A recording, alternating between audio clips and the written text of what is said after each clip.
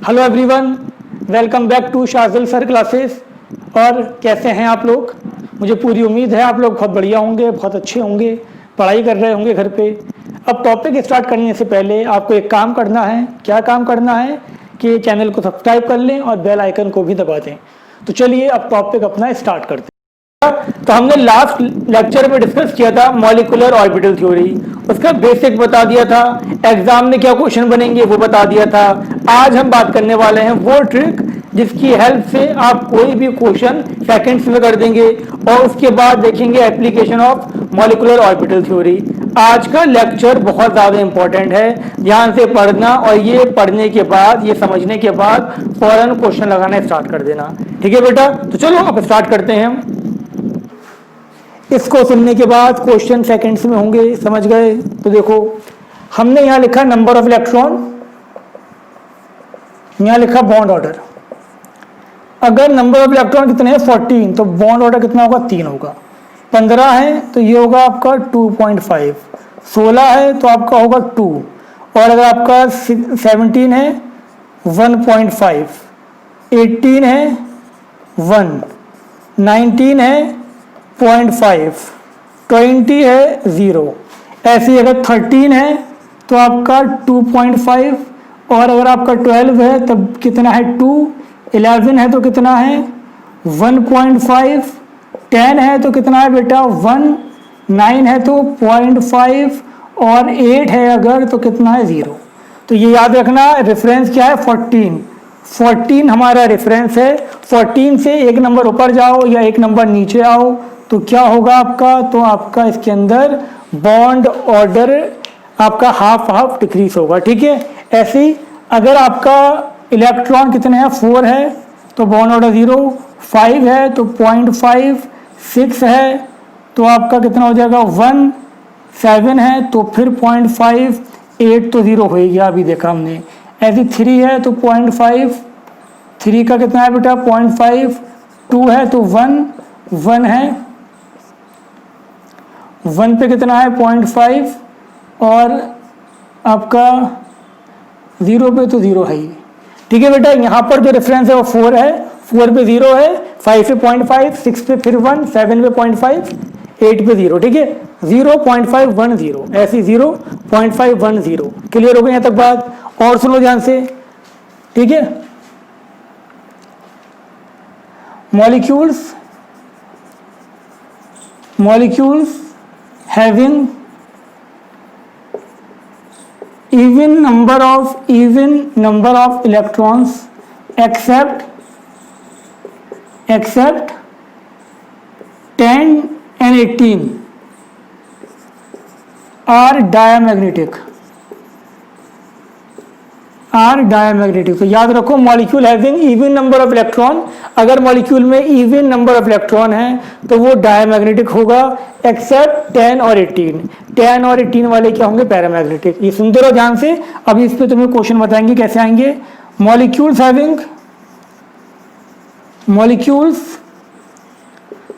Having odd number of electron are paramagnetic. अगर molecule में odd number of electron है तो वो पैरामैग्नेटिक होगा। ठीक है बेटा? और उसके अलावा 10 और 18 वाली भी क्या होंगे आपके? पैरामैग्नेटिक। 10 और 18 वाली भी क्या है? पैरामैग्नेटिक हैं। इतनी बात समझ में आ गई यहाँ तक बात? ठीक है? ऐसी एक आध पॉइंट और लिखा, कुछ इंपॉर्टेंट पॉइंट हम बात करेंगे बॉन्ड लेंथ की।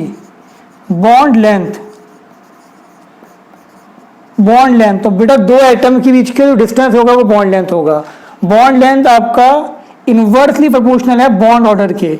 जितना ज़्यादा बॉन्ड ऑर्डर होगा, उतना ही कम क्या होगी उसकी बॉन्ड लेंथ। बॉन्ड ऑर्डर ज़्यादा है, बॉन्ड लेंथ क्या होगी? कम होगी। बॉन्ड ऑर्डर एक है, एक बॉन्ड है थोड़ी दूर है, 2 बॉन्ड हो गए पास आ गए, इतना उसको बाद में बताएंगे, पहले तुम इसको इतना लिख लो बस। ठीक है बेटा? ये लिख लिया आपने यहाँ तक? कॉपी कर लो इसको फटाफट, फिर अपना क्वेश्चन स्टार्ट करते हैं।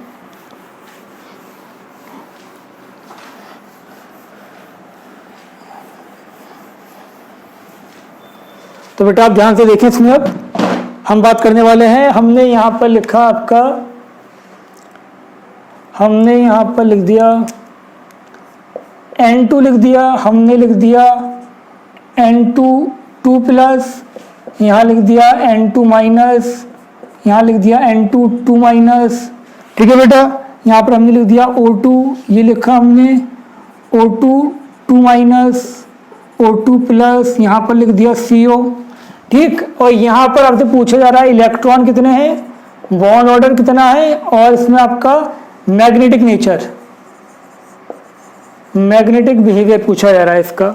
अब बेटा बहुत ध्यान से देखो, N2, N का एटॉमिक नंबर कितना है जल्दी बताओ। N का एटॉमिक नंबर हमारे पास होता है बेटा कितना था, 7 था। तो N2 में टोटल इलेक्ट्रॉन कितने हो गए, टोटल इलेक्ट्रॉन कितने हो गए इसके अंदर, टोटल इलेक्ट्रॉन हो गए 14। इसमें कितने हो जाएंगे, प्लस का मतलब होता है इलेक्ट्रॉन का निकल जाना। यहाँ कितने होगा 12, 14 थे, एक और आ गया, कितने होगा 15, यहाँ कितने होगा 16 इलेक्ट्रॉन होंगे इसके अंदर। यहाँ पे कितने बेटा 16, यहाँ कितने होगा 18, यहाँ एक निकल गया 15। कार्बन में का एटॉमिक नंबर कितना होता है 6, ऑक्सीजन का 8, तो कितना हो गया यहाँ पर 14। क्लियर बेटा। अब हम बात करते हैं बॉन्ड ऑर्डर की। मैंने क्या कहा था कि अगर 14 इलेक्ट्रॉन है, अगर 14 इलेक्ट्रॉन है आपके पास, तो बॉन्ड ऑर्डर कितना होगा 3। ठीक है, 14 पे कितना था 3 था, 13 पे कितना था, 13 पे था आपका 14 पे 3, 13 पे था 2.5, 12 पे कितना था आपका, 12 पे कितना हो गया आपका, 12 पे हो गया आपका 2। ठीक है ना बेटा, बात समझ में आई या नहीं आई। हमने क्या देखा था, हमने देखा था अगर 14 इलेक्ट्रॉन है, 14 पे कितना है बॉन्ड ऑर्डर 3, अब 14 से एक कम करोगे 13, 13 पे कितना था 2.5, 12 पे कितना हो गया आपका, 12 पे हो गया 2, 15 पे कितना था 14 पे 3 था, 14 पे कितना था 3, 15 पे कितना था आपका 2.5, 16 पे कितना था 14 पे 3, 15 पे 2.5, 16 पे कितना हो जाएगा आपका, 16 पे हो जाएगा 2। ठीक है बेटा, बात समझ में आ गई। यहाँ पर भी कितना हो गया 2, और यहाँ पर कितना हो जाएगा आपका 18, 14 पे 3, 15 पे 2.5, 16 पे 2, 17 पे 1.5, 18 पे कितना हो गया आपका 1, 15 पे भी देखा था हमने कितना था 2.5 और ये 3। तो बात समझ में आ गई आपको ये बॉन्ड ऑर्डर की। अब ये पूछा था कि डायमैग्नेटिक है या पैरामैग्नेटिक। मैंने बताया था कि अगर आपकी इवन नंबर ऑफ इलेक्ट्रॉन है, इवन, तो क्या होगा डायमैग्नेटिक, ये भी डायमैग्नेटिक। ऑड नंबर है तो क्या होगा पैरामैग्नेटिक। ये क्या था इवन है लेकिन 16 है, 16 वाला भी क्या था आपका पैरामैग्नेटिक। ये भी क्या हो गया पैरामैग्नेटिक। ये आपका डायमैग्नेटिक, ये पैरामैग्नेटिक, ये डायमैग्नेटिक।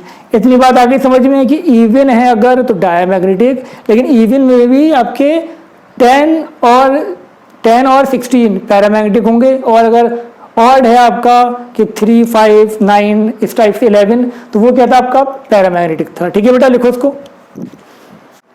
देखो बेटा, आप नेक्स्ट एग्जाम्पल की हम बात करते हैं। इन क्वेश्चन को समझो, बहुत इंपॉर्टेंट क्वेश्चन है, आराम से कर लोगे तुम लोग। ध्यान से देखो, C2 कार्बन का एटॉमिक नंबर कितना होता है बेटा, जल्दी बताओ। कार्बन का होता है 6, तो कितने इलेक्ट्रॉन होगा इसके अंदर, इसके अंदर इलेक्ट्रॉन होगा तुम्हारे 12। इसमें कितने हो गए 12 में 2 प्लस कर दो 14। बोरॉन का कितना होता है 5, तो यहाँ कितने होगा 10 इलेक्ट्रॉन। हाइड्रोजन का कितना होता है 2 इलेक्ट्रॉन। He2 कितने होगा 4। हीलियम का एटॉमिक नंबर 2 है तो He2 का कितना हो गया 4। अब ये 5 हो गया, ये कितना हो गया 2 हो गया। ठीक है बेटा, अब यहाँ पर देखो लिथियम का एटॉमिक नंबर कितना है 3, तो ये कितने होगा 6। 1 प्लस कर दो मतलब 1 इलेक्ट्रॉन निकल गया 5। यहाँ कितने होगा 7। बेरिलियम का कितना था 4, तो ये होगा 8। आगे बात समझ में आता। ठीक है, अब ध्यान से देखो, हम बात करने हैं बॉन्ड ऑर्डर। क्या कहा था 14 का कितना था, 14 का कितना था 3। ठीक है, 14 का 3, और आपका 13 का कितना था 2.5। 12 का कितना हो जाएगा, 12 का आपका हो जाएगा कितना 2। ठीक है बेटा, 14 का 3। 10 का कितना हो गया 14 का 3 था। ठीक है, 13 का 2.5। 12 का कितना था 2। 11 का कितना था 11 का था आपका 1.5। 10 का कितना हो जाएगा आपका 10 का हो जाएगा 1। बात आगे समझ में आ गई या नहीं आ गई। 10 का आपका दोबारा देखते हैं, 14 का कितना था 14 का 3। 14 का 3, 13 का 2.5। 12 का कितना हो गया 12 का 2। 11 का 1.5। 10 का आपका हो गया 1। ठीक बेटा, बात क्लियर हो गई यहाँ तक। ये हो गया 1। अब H2 का 2 का कितना बताया था मैंने 1। 4 का कितना था 0 था।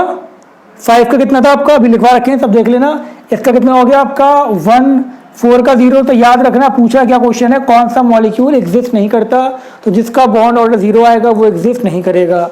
ठीक है बेटा, इसका कितना हो जाएगा 5 है तो कितना हो जाएगा 0.5, 2 का कितना हो जाएगा 1। अब यहाँ पर 6 का कितना था बेटा, 4 का था आपका कितना 0, 5 का 0.5, 6 का 1। ठीक है, 5 का कितना था, 5 का था आपका 0.5, 7 का भी कितना था 0.5, 8 का कितना था 0। ठीक है बेटा, 8 का कितना था 0। तो इतनी बात समझ में आ गई। आपने पूछा डायमैग्नेटिक या पैरामैग्नेटिक, 12 इलेक्ट्रॉन है, इवन है मतलब डायमैग्नेटिक, 14 मतलब डायमैग्नेटिक, 10 है तो इवन लेकिन ये पैरामैग्नेटिक होता है। ठीक है बेटा, ये आपका 2 था, 2 का मतलब डायमैग्नेटिक, 4 ये तो मॉलिक्यूल ही नहीं है, ना डायमैग्नेटिक ना पैरामैग्नेटिक, ये पैरामैग्नेटिक ये डायमैग्नेटिक।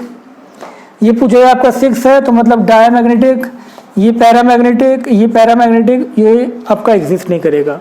ठीक है बेटा, इतनी बात समझ में आ गई, यहाँ तक क्लियर हो जाना चाहिए आपका। तो लिख लो इसको फटाफट।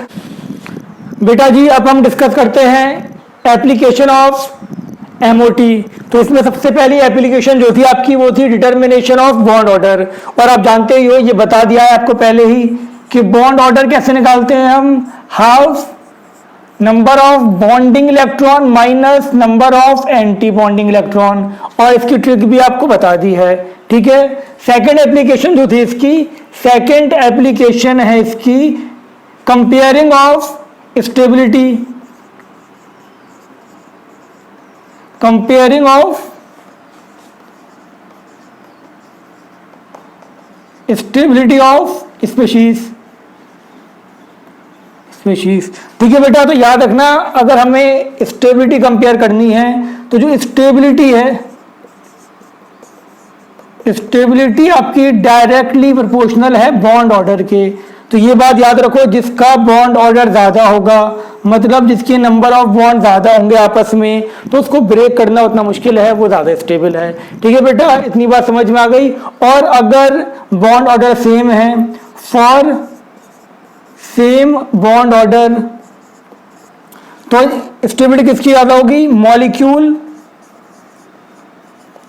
मॉलिक्यूल या फिर आयन भी हो सकता है,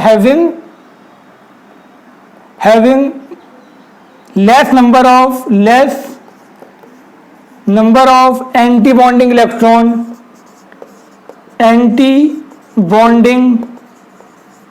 इलेक्ट्रॉन इज मोर स्टेबल। अगर किसी का बॉन्ड ऑर्डर सेम है तो जिसमें एंटी बॉन्डिंग इलेक्ट्रॉन कम होंगे वो ज़्यादा स्टेबल है। ठीक है बेटा, बात समझ में आ गई यहाँ तक। इसकी हम एग्जाम्पल देखते हैं। अब एग्जाम्पल को समझो, इसको एग्जाम्पल के साथ समझते हैं हम। तो हमारे पास एग्जाम्पल क्या है, जैसे बेटा हमने यहाँ पर कंपेयर करते हैं, हमारे पास एग्जाम्पल है Li2, फिर हमारे पास है यहाँ पर Li2 प्लस, देन हमारे पास है Li2 माइनस। ठीक है बेटा, इतनी बात समझ में आ गई। तो यहाँ पर आप ध्यान से देखो, हमने यहाँ पर लिखा आपका इलेक्ट्रॉन बॉन्ड ऑर्डर। इसमें कितने इलेक्ट्रॉन थे बेटा, लिथियम का एटॉमिक नंबर 3 होता है, तो 2 में कितने होगा 6, इसकी कितनी होगा 5, इसकी कितनी होगा 7। क्लियर। तो यहाँ पर बॉन्ड ऑर्डर कितना आ गया, 6 का कितना था 1 था, यहाँ पर 0.5 था, यहाँ पर 0.5 था। ठीक है बेटा, बता रखा है ये। तो सबसे स्टेबल कौन सा हो गया, सबसे स्टेबल आपका हो गया Li2, क्योंकि इसका बॉन्ड ऑर्डर 1 था। अब इसमें वो ज़्यादा स्टेबल होगा जिसके एंटी बॉन्डिंग इलेक्ट्रॉन कम होंगे। और एंटी बॉन्डिंग इलेक्ट्रॉन कम कैसे होंगे, जिसमें इलेक्ट्रॉन कम उसके एंटी बॉन्डिंग इलेक्ट्रॉन भी कम। तो याद रखना, जिसके इलेक्ट्रॉन कम है उसके कॉन्फ़िगरेशन करोगे तो एंटी बॉन्डिंग इलेक्ट्रॉन भी कम आएंगे। ठीक है बेटा, तो ये स्टेबिलिटी का ऑर्डर हो गया। बात समझ में आ गई। तो ऐसी किसी की भी अगर स्टेबिलिटी आती है तो सबसे पहले चेक करना है कि हमारे पास कि उसका बॉन्ड ऑर्डर कितना है, और अगर बॉन्ड ऑर्डर बराबर है तो जिसमें इलेक्ट्रॉन कम है वो ज़्यादा स्टेबल है। ठीक है बेटा, लिखो ये। नेक्स्ट आपका आता है जो आपका तीसरा है, कंपैरिजन ऑफ बॉन्ड ऑर्डर, तो sorry comparison of bond length, comparison of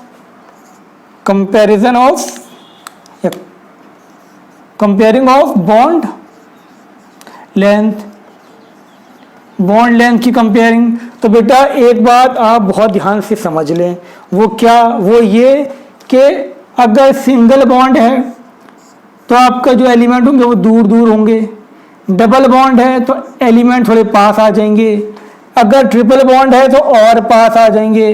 तो याद रखो जितना ज़्यादा बॉन्ड ऑर्डर उतनी ही कम बॉन्ड लेंथ। तो यहाँ पर हमने क्या देखा कि जो आपकी बॉन्ड लेंथ थी, बॉन्ड लेंथ BL से लिख दिया मैंने, inversely proportional to bond order. जिसका बॉन्ड ऑर्डर ज़्यादा है बेटा उसकी बॉन्ड लेंथ कम है। बात समझ में आ गई होगी, ठीक बेटा? चलो बहुत अच्छी बात। एग्जाम्पल भी देख लो इसकी कुछ एग्जाम्पल हम बात कर ले रहे हैं एक आध।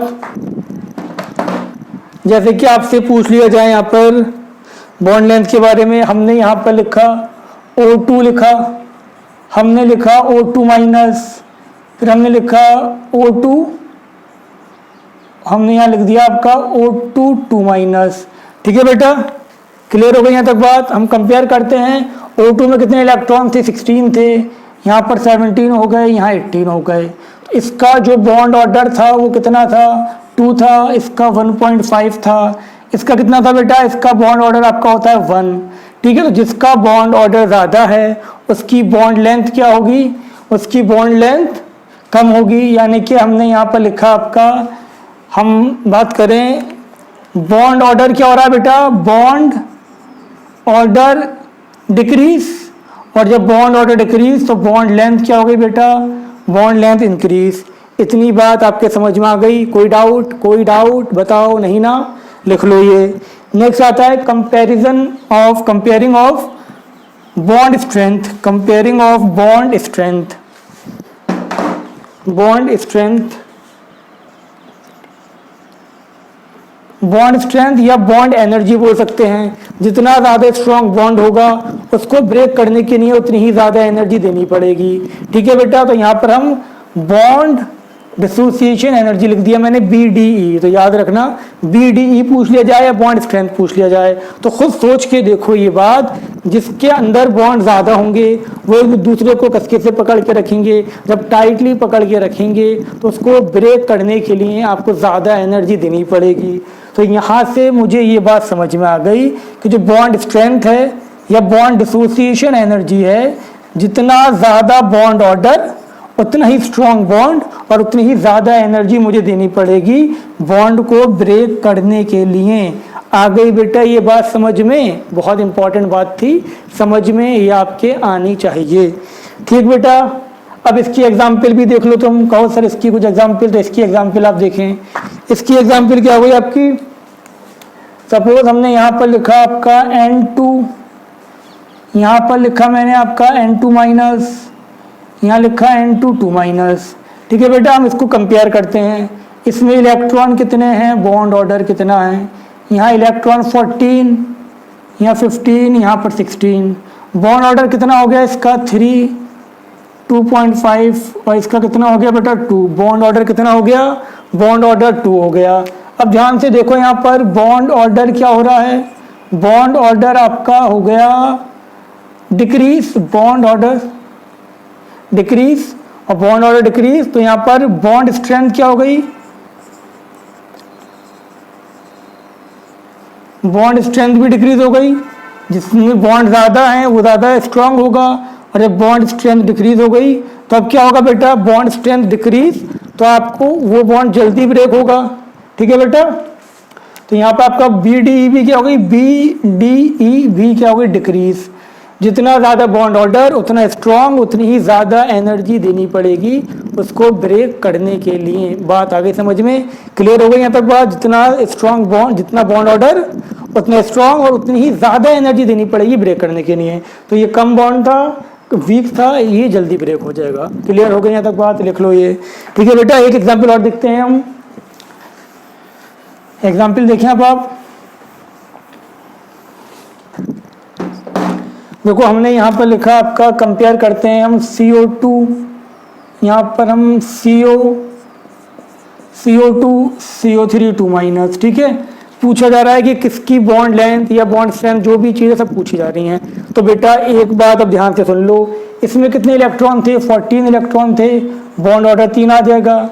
अब ये आपका ये जो मॉलिक्यूल है पॉली एटॉमिक है, MOT सिर्फ डाई एटॉमिक मॉलिक्यूल के लिए है, और वो भी कहाँ तक? जिसमें आपके जो इलेक्ट्रॉन हैं वो कितने हो? 20 तक हो, बस 20 इलेक्ट्रॉन तक है ये। अब यहाँ पर जो आप निकालोगे ये आप करोगे किससे?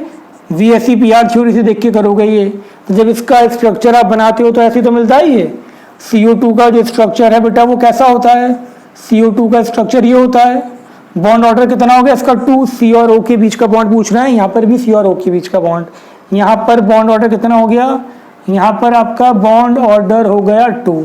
तो यहाँ मुझे इलेक्ट्रॉन चेक नहीं करने। अब यहाँ पर ये भी तुम जानते हो कि जब हम CO3 2- को देखते हैं, ये रेजोनेटिंग बॉन्ड ऑर्डर है, इसमें जो बॉन्ड ऑर्डर आएगा वो रेजोनेट करेगा।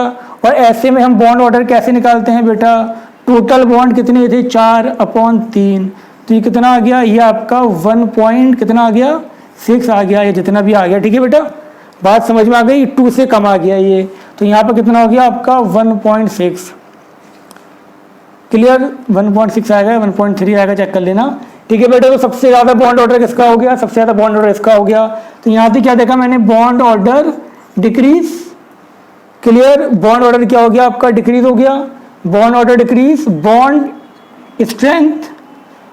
स्ट्रेंथ क्या हो गई? Bond order decrease. Bond length क्या हो गई बेटा? Bond length increase. Bond length में क्वेश्चन आते तो इंक्रीज होगी। बॉन्ड स्ट्रेंथ भी क्या हो गई आपकी? डिक्रीज हो गई, जैसे स्ट्रॉन्ग बॉन्ड। और BDE भी क्या हो गई आपकी?